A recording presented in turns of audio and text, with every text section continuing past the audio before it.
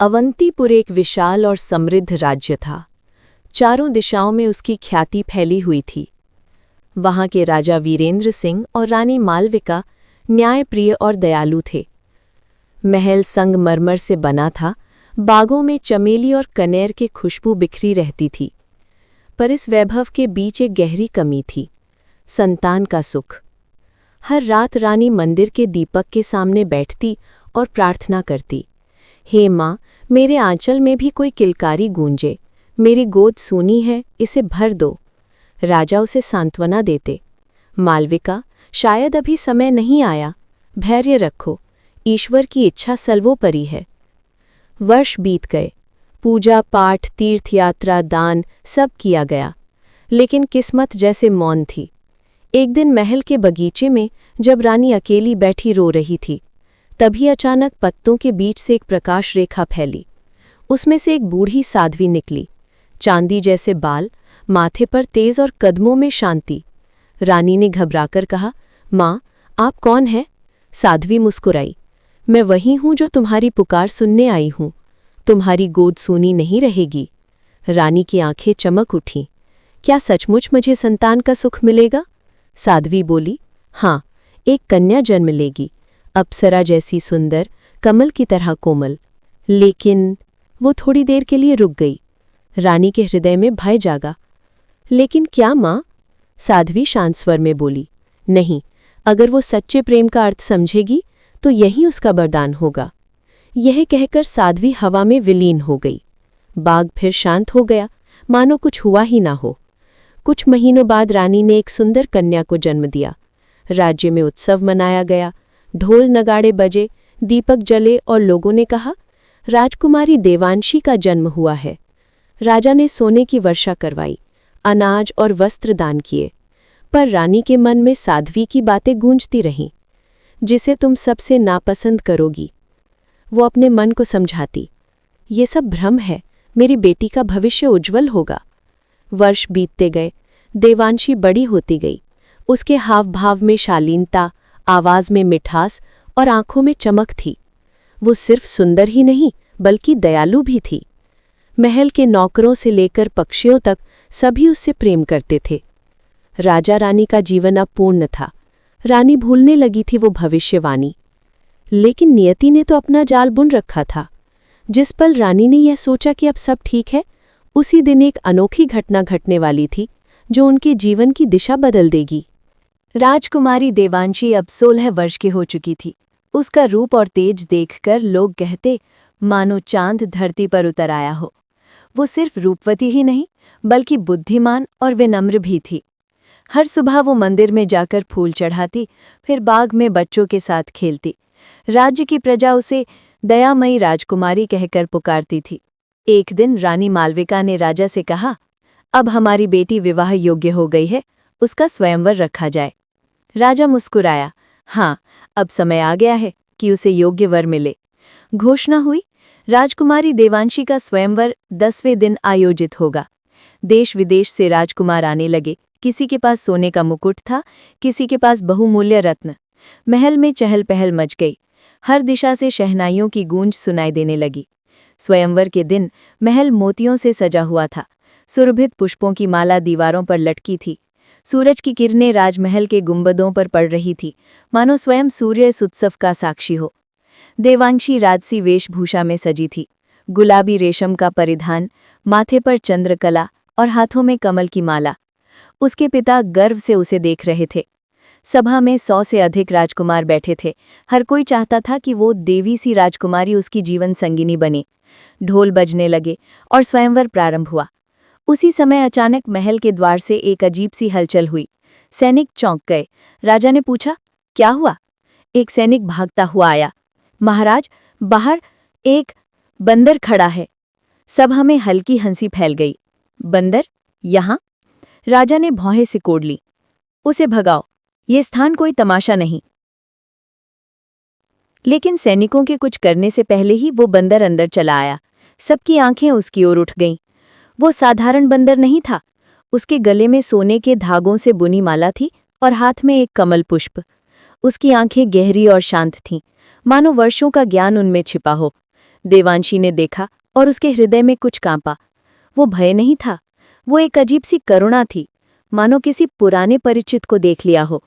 सभा में कोई हंस रहा था, कोई उपहास कर रहा था।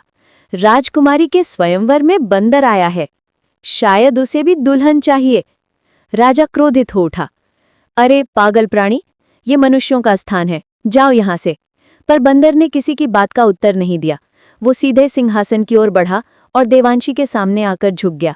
उसने अपने हाथों में पकड़ा कमल उसके चरणों में रख दिया। पूरा दरबार स्तब्ध रह गया। देवांशी का दिल तेजी से धड़कने लगा। उसने धीरे से कहा, रुको पिताजी, इसे मत भगाओ। राजा ने विस्मय से पूछा, देवांशी, तुम इसे रोकना चाहती हो? हाँ, इसकी आंखों में कुछ है, मैं नहीं जानती क्यों, लेकिन ये मुझे अजनबी नहीं लगता। सैनिक ठिठक गए। महल में सन्नाटा छा गया। देवांशी ने धीरे से झुककर उस कमल को उठाया। कमल पर एक छोटा सा चिन्ह बना था, जो राजपरिवार की मुहर जैसा था। वो चौंक उठी। ये निशान हमारे वंश का प्रतीक है, ये कैसे संभव है? राजा ने भी ध्यान से देखा, पर बात समझ नहीं आई। उसी क्षण महल के बाहर बिजली सी चमकी और हवाओं में एक रहस्यमयी स्वर गूंज उठा। जिसे तुम अपमान समझोगे, वही तुम्हारे कुल का मान बनेगा। राजा के चेहरे पर चिंता की लकीरें उभर आईं। देवांशी की आंखों में अब डर नहीं था, बल्कि एक अजीब सा विश्वास। बंदर शांत बैठा था, मानो सब कुछ जानता हो। सभा समाप्त हो गई, लेकिन उस दिन महल में कोई हंसा नहीं। हर किसी के मन में यही प्रश्न था, आखिर वो बंदर कौन है?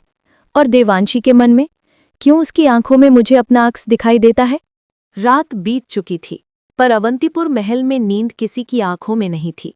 दिन में हुए उस अद्भुत दृश्य की चर्चा हर कोने में थी। सैनिक फुसफुसा रहे थे। सुना है बंदर ने राजकुमारी को कमल भेंट किया और राजकुमारी ने उसे स्वीकार भी किया। राजा क्रोध से भरा हुआ अपने कक्ष में टहल रहा था। यह अपमान है, मेरे राज्य का मजाक बन जाएगा। एक बंदर ने मेरे महल में प्रवेश किया और मेरी बेटी ने उसे रोका। रानी मालविका शांत स्वर में बोली, राजन, हो सकता है इसमें कोई रहस्य हो। याद है वो साध्वी क्या कहकर गई थी? राजा ने कहा, वो सब पुराने अंधविश्वास हैं। मेरी बेटी किसी बंदर से विवाह नहीं करेगी। इसी बीच राजकुमारी देवांशी चुपचाप खिड़की के पास खड़ी थी। उसकी आंखों में गहराई थी, मन में प्रश्न। क्यों? उस बंदर को देखकर मेरा हृदय कांप उठा। उसकी आंखों में वो कौन सी पहचान थी? सुबह हुई। स्वयंवर का अंतिम दिन था। सभा में सभी राजकुमार फिर से एकत्र हुए। देवांशी के हाथ में फूलों की माला थी, वही जो उसे अपने जीवन साथी के गले में डालनी थी।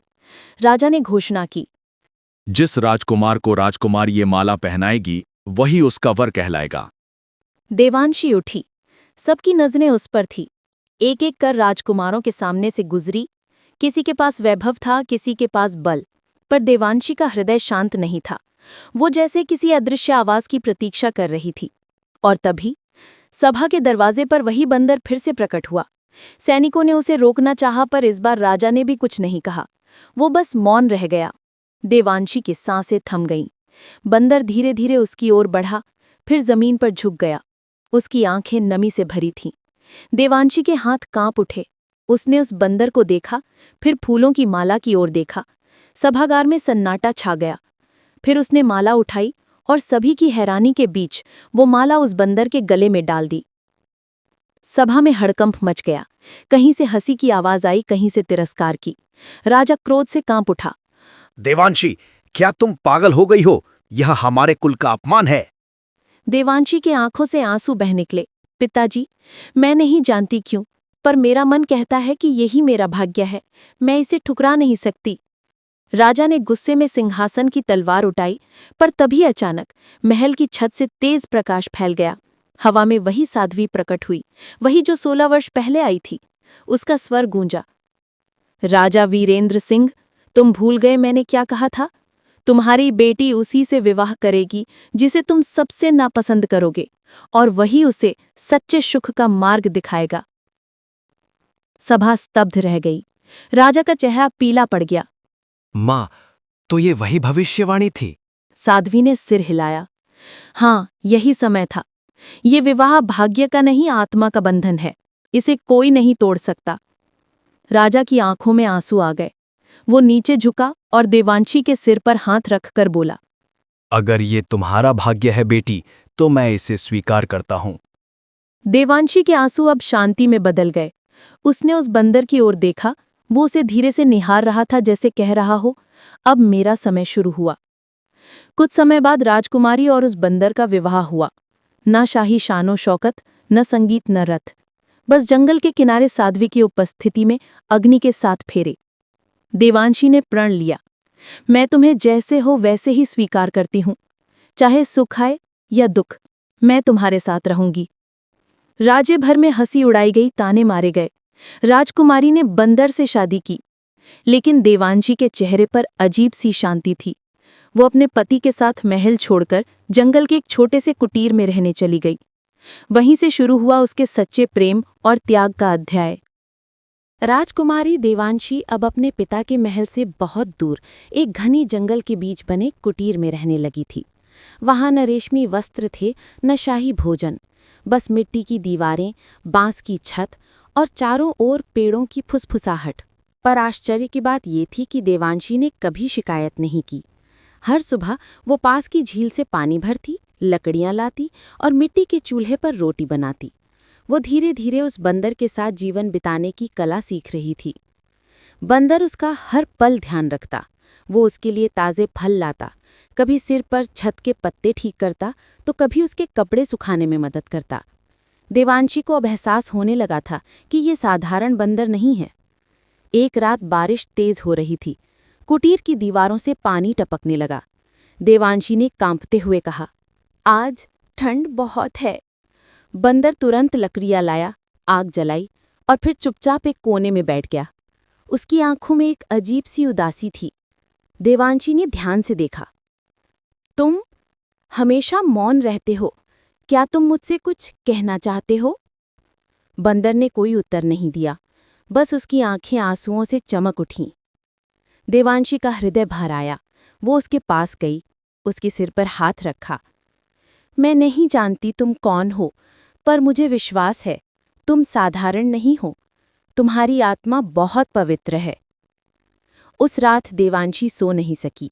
बाहर बारिश थमी और जंगल में एक रहस्यमयी शांति छा गई। अगली सुबह जब वो उठी तो देखा बंदर घायल था, शायद रात में किसी जंगली जानवर से भिड़ गया था। देवांशी दौड़ी, उसके घाव धोए, पत्तों से पट्टी बांधी। तुमने मेरे लिए अपनी जान जोखिम में डाली। उसकी आंखों से आंसू टपक पड़े। बंदर ने हल्की मुस्कान दी और फिर आंखें मूंद लीं। देवांशी ने उसके माथे पर हाथ रखकर प्रार्थना की, हे ईश्वर, अगर मेरा प्रेम सच्चा है तो इसे सुरक्षित रखना। रात में देवांशी के आंसू उसके हाथों पर गिरे और उसी क्षण बंदर ने धीरे से अपना हाथ उसके गाल पर रख दिया। वो कांप उठी। फिर एक मधुर आवाज उसके कानों में गूंजी, देवांशी। देवांशी ने चौंक कर इधर-उधर देखा। किसने पुकारा? मैंने। वो स्वर उसी बंदर का था। वो बोल रहा था, स्पष्ट, शांत, पर दुख से भरा हुआ। देवांशी की आंखें फैल गईं। तुम बोल सकते हो? बंदर ने सिर झुकाया। हाँ, लेकिन ये तुम्हारी दया और प्रेम की शक्ति है जिसने मुझे बोलने की अनुमति दी। मैं शापित हूँ देवांशी। देवांशी के होंठ कांपे। शापित? हाँ, उसने कहा, मैं आर्यवर्त नाम का एक राजकुमार हूँ। कई वर्ष पहले मैंने एक राक्षसी का अपमान किया था। उसने क्रोधित होकर मुझे शाप दिया कि तुम्हारा रूप छिन जाएगा, तुम पशु बनोगे, जब तक कोई तुम्हें सच्चे मन से स्वीकार नहीं करेगा। देवांशी स्तब्ध रह गई। उसकी आंखों से आंसू बहने लगे। हे प्रभु, तो ये सच्चाई थी। इसलिए साध्वी ने कहा था कि जिसे तुम नापसंद करोगी वही सुख देगा। बंदर ने कहा, लेकिन शाप अभी टूटा नहीं है। जब तक तुम अपने हृदय की गहराई से मुझे स्वीकार नहीं करोगी, तब तक मैं मुक्त नहीं हो सकता। देवांशी ने धीरे से कहा, मैंने तुम्हें पहले ही अपना लिया है, पर शायद मुझे सच्चे प्रेम का अर्थ अब समझना होगा। वो रात बहुत भारी थी। बाहर पेड़ झूम रहे थे, भीतर प्रेम और दर्द का संग्राम चल रहा था। देवांशी ने मन ही मन प्रण लिया, चाहे जो भी हो, मैं इसे इसके रूप में ही स्वीकार करूंगी, क्योंकि इसके हृदय से बड़ा कोई सौंदर्य नहीं। बाहर चांद बादलों से झांक रहा था, मानो साक्षी बनकर ये प्रेम देख रहा हो, और वो प्रेम अब परीक्षा की अगली कड़ी में प्रवेश करने वाला था। सुबह की पहली किरण जब जंगल की पत्तियों से छनकर कुटीर में पहुंची तो देवांशी ने आंखें खोली। रात के आंसू अभी भी उसके गालों पर जमे थे। वो कुछ पल तक बंदर को देखती रही, जो अब शांत नींद में था, जैसे किसी लंबे संघर्ष के बाद विश्राम पा रहा हो। देवांशी के मन में अब कोई भय नहीं था, कोई असमंजस नहीं। वो उठी, पानी से भरा कलश उठाया और मंदिर की छोटी सी वेदी के सामने दीपक जलाया। उसने सिर झुकाकर प्रार्थना की, हे ईश्वर, अगर सच्चा प्रेम तुम्हारी सबसे बड़ी पूजा है तो आज मेरे प्रेम की परीक्षा समाप्त कर दो। धीरे धीरे हवा में एक सुगंध फैलने लगी। देवांशी ने देखा बंदर जाग गया था। वो उसके पास गई और मुस्कुराई। अब मुझे तुम्हारा नाम पता है, राजकुमार आर्यावर्त। बंदर ने सिर झुकाया। हाँ, लेकिन मैं अब भी श्रापित हूँ। जब तक तुम मुझे अपने पूरे मन से स्वीकार न कर लो, तब तक ये रूप मेरा भाग्य रहेगा। देवांशी ने उसकी आंखों में झांका। वहां कोई वासना नहीं थी, बस गहराई और विनम्रता थी। वो उसके पास आई, अपने दोनों हाथों से उसका चेहरा थामा और कहा, मैं तुम्हें स्वीकार करती हूँ।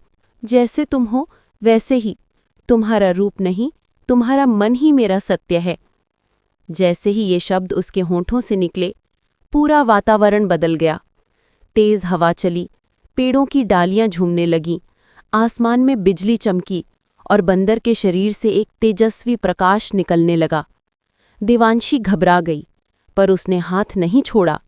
प्रकाश बढ़ता गया, इतना उज्ज्वल कि आंखें बंद करनी पड़ी। फिर अचानक सब शांत हो गया। देवांशी ने धीरे धीरे आंखें खोलीं और उसके सामने अब बंदर नहीं, बल्कि एक राजसी सुंदर तेजस्वी राजकुमार खड़ा था। उसकी आंखें समुद्र जैसी गहरी, चेहरा चांद सा उजला और वस्त्र रेशमी थे। उसके सिर पर चांदी का मुकुट चमक रहा था। देवांशी की सांसें थम गई। तुम वही हो? राजकुमार मुस्कुराया। हाँ देवांशी, मैं आर्यवर्त हूँ। तुम्हारे प्रेम ने मुझे मुक्त कर दिया। देवांशी के आंसू झरझर बहने लगे। वो कांपती हुई बोली, मैंने तो बस तुम्हें जैसे हो वैसे ही स्वीकार किया। राजकुमार ने उसका हाथ थामा और कहा, यही सच्चा प्रेम है, जो रूप के पार जाकर आत्मा को पहचानता है। तुम्हारे प्रेम की शक्ति ने उस राक्षसी के श्राप को भस्म कर दिया। तभी आसमान से फूलों की वर्षा होने लगी। वही साध्वी पुनः प्रकट हुई, तेजस्वी आभा के साथ। उसने कहा, राजकुमारी देवांशी, तुमने वो किया जो कोई नहीं कर सका। तुमने सच्चे प्रेम का अर्थ समझाया। प्रेम रूप में नहीं, आत्मा में बसता है। राजकुमार और देवांशी ने झुककर साध्वी को प्रणाम किया। साध्वी ने मुस्कुराकर कहा, अब समय है लौटने का। अवंतीपुर तुम्हारी प्रतीक्षा कर रहा है। कुछ दिनों बाद दोनों अपने राज्य पहुंचे। राजा रानी ने जब देखा कि उनकी बेटी एक सुंदर राजकुमार के साथ लौटी है, तो आश्चर्य और आनंद दोनों मड़ पड़े। रानी रोते हुए बोली, बेटी, मैं समझ न पाई। अब मुझे सब याद आ गया। वही साध्वी, वही भविष्यवाणी।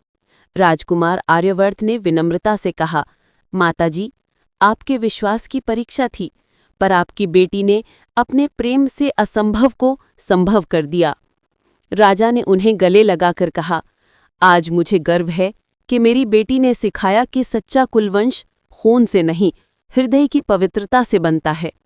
राज्य में आनंद उत्सव मनाया गया। फूलों की वर्षा, दीपों की कतारें और लोगों के चेहरों पर खुशी थी।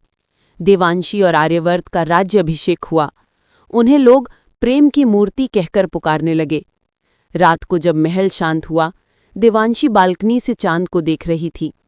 आर्यवर्त पीछे आया, उसके कंधे पर हाथ रखा और मुस्कुराकर बोला, देखो, वही चांद जिसने हमें मिलते देखा था, आज हमारे मिलन का साक्षी है।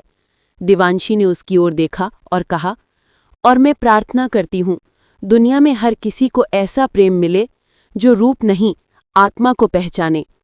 चांदनी में दोनों की परछाइयां एक हो गईं और हवा में वही स्वर गूंजा जो कभी साध्वी ने कहा था, सच्चा प्रेम रूप से नहीं, आत्मा से जन्म लेता है और वही प्रेम अमर होता है। भाइयों, हमें सपोर्ट कीजिए, लाइक, कमेंट, शेयर, सब्सक्राइब ज़रूर करें। शुक्रिया।